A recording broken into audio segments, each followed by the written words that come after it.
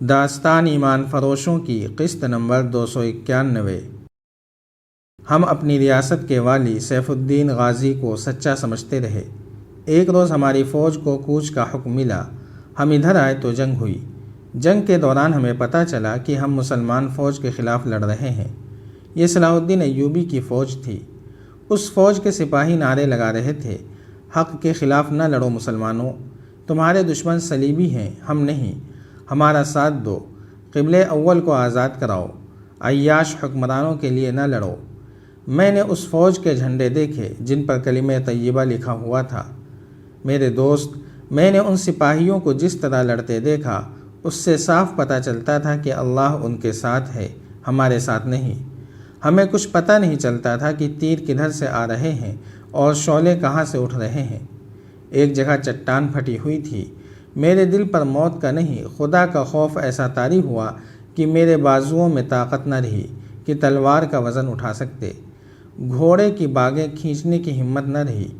میں نے گھوڑا پھٹی ہوئی چٹان کے اندر کر لیا۔ میں بزدل نہیں ہوں، مگر میرا سارا جسم کانپ رہا تھا۔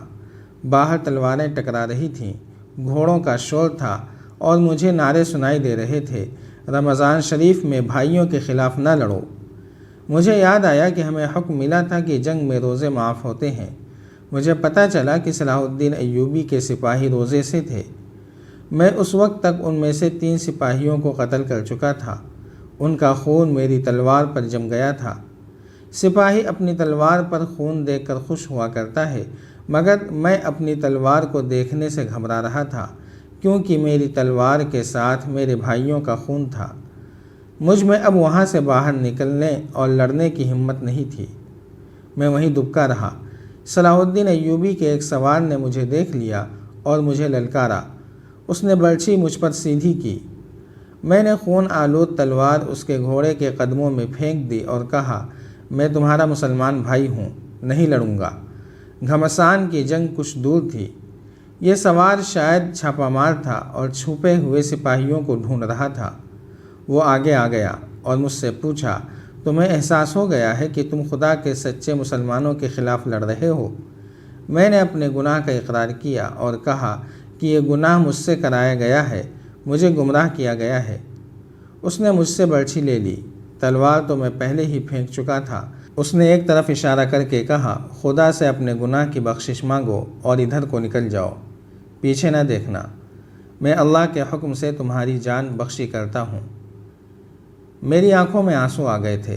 وہ محفوظ راستہ تھا۔ میں میدان جنگ سے دور نکل آیا۔ رات میں ایک جگہ رکا اور سو گیا۔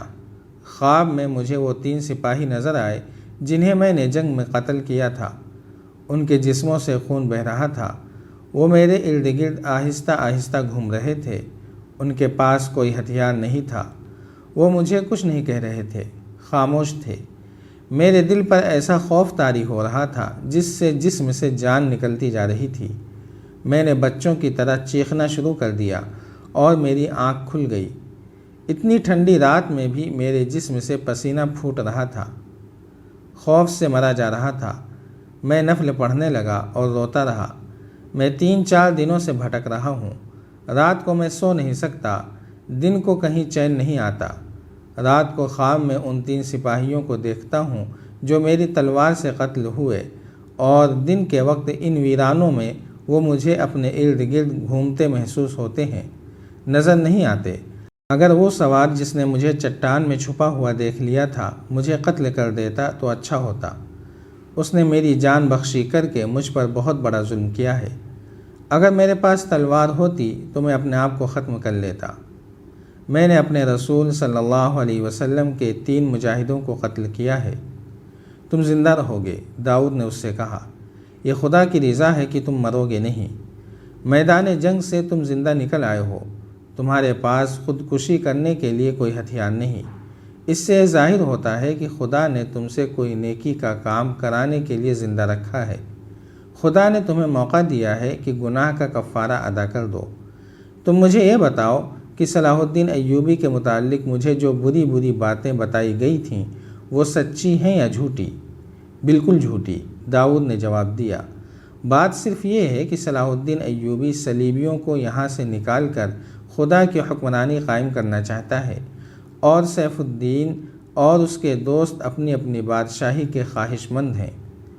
انہوں نے صلیب کے پجاریوں کے ساتھ گہری دوستی کر لی ہے، اور ان کی مدد سے یہ سب صلاح الدین ایوبی کے خلاف لڑنے آئے تھے۔ داؤد نے اسے پوری تفصیل سے بتایا کہ صلاح الدین ایوبی کیا ہے اور کیا ارادے رکھتا ہے۔ موصل کے حکمران سیف الدین کے متعلق اس نے بتایا کہ وہ اتنا عیاش ہے کہ میدان جنگ میں بھی عیاشی کا سامان ساتھ لے گیا تھا۔ مجھے یہ بتاؤ کہ میں صلاح الدین ایوبی کے ان 3 سپاہیوں کے خون کا خراج کس طرح ادا کر سکتا ہوں؟ سپاہی نے داؤد سے پوچھا۔ اگر یہ بوجھ میرے دل سے نہ اترا تو میں بہت بری موت مروں گا۔ اگر مجھے کہو تو میں والی موصل سیف الدین کو قتل کر دوں۔ ایسی بھی کوئی ضرورت نہیں، داؤد نے کہا۔ تم پسند کرو گے کہ میں تمہارے ساتھ چلوں؟ تم کون ہو؟ سپاہی نے پوچھا۔ میں نے یہ تو تم سے پوچھا ہی نہیں کہ تمہارا نام کیا ہے اور تم کہاں سے آئے ہو، کہاں جا رہے ہو؟ میرا نام حارث ہے۔ اور میرا نام داؤد ہے، میں موصل جا رہا ہوں۔ داؤد نے جھوٹ بولا۔ وہیں کا رہنے والا ہوں۔ جنگ کی وجہ سے میں راستے سے دور جا رہا ہوں۔ اگر تمہارا گاؤں راستے میں پڑتا ہے تو وہاں رکوں گا۔ میرا گاؤں دور نہیں، سپاہی حارث نے کہا۔ تم میرے گھر نہیں رکو گے تو زبردستی روکوں گا۔ تم نے میری زخمی روح کو سکون دیا ہے۔ میں نے اتنی اچھی باتیں کبھی نہیں سنی تھیں۔ میں گھر ہی جاؤں گا۔ موصل کی فوج میں اب کبھی نہیں جاؤں گا۔ مجھے امید ہے کہ تم مجھے نجات کا راستہ دکھا سکو گے۔ والی موصل سیف الدین غازی بوڑھے کے کچے سے مکان میں فرش پر گہری نیند سویا ہوا تھا۔ وہ کئی راتیں جاگا تھا۔ آج رات وہ اتنی گہری نیند سویا کہ مکان کے باہر والے دروازے پر دستک ہوئی تو اس کی آنکھ نہ کھلی۔ رات آدھی گزر گئی تھی۔ سفید ریش بوڑھے کی آنکھ کھل گئی۔ اس کی بیٹی اور بہو بھی جاگ اٹھیں۔ بوڑھے نے اکتائے ہوئے لہجے میں کہا، معلوم ہوتا ہے کہ صلاح الدین ایوبی کا بھگایا ہوا موصل کا کوئی اور کماندار یا سپاہی آیا ہے۔ راستے میں گھر نہیں ہونا چاہیے۔ اس نے دروازہ کھولا تو باہر 2 گھوڑے کھڑے تھے، سوار اتر آئے تھے۔ حارث نے سلام کیا تو بوڑھا اس کے ساتھ لپٹ گیا، مگر اس نے محبت کی بےتابی کا اظہار الفاظ میں نہ کیا۔ میرے عزیز بیٹے، مجھے خوشی ہے کہ حرام موت سے بچ آئے ہو، ورنہ جب تک میں زندہ رہتا لوگوں سے یہی سنتا رہتا کہ تمہارا بیٹا اسلامی فوج کے خلاف لڑا تھا۔ اس نے اپنے بیٹے کے ساتھ کھڑے داؤد سے ہاتھ ملایا۔ داؤد کچھ کہنے لگا تھا، بوڑھے نے اپنے ہونٹوں پر انگلی رکھ دی، پھر سرگوشی میں کہا، تمہارا بادشاہ اور سالار اعلیٰ سیف الدین غازی اندر سویا ہوا ہے۔ گھوڑے خاموشی سے دوسری طرف لے جا کر باندھ دو اور اندر آ جاؤ۔ سیف الدین غازی؟ حارث نے حیرت سے کہا، یہاں کیسے آ گیا ہے؟ شکست کھا کر، بوڑھے نے سرگوشی میں جواب دیا۔ اندر چلو۔ گھوڑے دوسری طرف سے اندر لے جا کر باندھ دیے گئے۔ داؤد اور حارث کو بوڑھا اندر لے گیا۔ حارث ہی اس کا وہ سپاہی بیٹا تھا جس کے متعلق اس نے سیف الدین کو بتایا تھا۔ حارث داؤد کو اسی کمرے میں لے گیا جہاں اس کی بیوی اور جوان بہن تھی۔ اس نے باپ سے کہا، اس کا نام داؤد ہے، اس سے بہتر اور کوئی دوست نہیں ہو سکتا۔ کیا تم بھی بھاگ کر آئے ہو؟ بوڑھے نے داؤد سے پوچھا۔ میں فوجی نہیں ہوں، داؤد نے جواب دیا۔ موصل جا رہا ہوں، جنگ نے مجھے راستے سے ہٹا دیا تھا۔ حارث مل گیا تو میں اس کے ساتھ چل پڑا۔ مجھے یہ بتاؤ کہ والی موصل ہمارے گھر میں کیسے آیا؟ حارث نے اپنے باپ سے پوچھا۔ سفید ریش باپ نے اسے بتایا کہ وہ کس طرح آیا ہے۔ آج ہی رات آیا ہے، اس نے کہا۔ اس کے ساتھ ایک نائب سالار اور کماندار تھا، ان دونوں کو اس نے کہیں بھیج دیا ہے۔ میرے کانوں میں اس کے یہ الفاظ پڑے تھے کہ فوج کو یکجا کرو اور مجھے بتاؤ کہ میں موصل آ جاؤں یا ابھی چھپا رہوں۔ میں اس وقت دروازے کے قریب تھا۔ ابھی تو وہ اتنا ڈرا ہوا ہے کہ مجھے کہتا تھا کہ کسی کو پتہ نہ چلنے دوں کہ یہ یہاں ہے۔ بوڑھے نے جواب دیا، میں اپنے تجربے کی بنا پر کہہ سکتا ہوں کہ اس کا ارادہ صلاح الدین ایوبی کے خلاف لڑنے کا ضرور ہے۔ اپنے کماندار کو اس نے موصل کے بجائے کسی اور طرف بھیجا ہے۔ جاری ہے۔